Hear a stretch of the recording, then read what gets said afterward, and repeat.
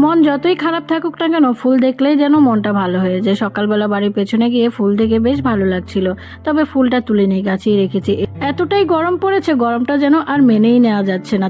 তাই যতটা তাড়াতাড়ি সম্ভব দুপুরে রান্নাবান্না কমপ্লিট করার চেষ্টা করে নিয়েছিলাম। আজ দুপুরের মেনুতে ছিল উচ্ছে চচ্চড়ি, টক ডাল, আর করেছি লোটে মাছের বাটি পাতুরি। শোনার জন্য করে নিয়েছিলাম সবজি দিয়ে শিঙি মাছের ঝোল। অনেক বছর পর আজ ফাইনালি আমার আর আমার শাশুড়ি মার একটা মনের ইচ্ছা পূরণ হতে চলেছে।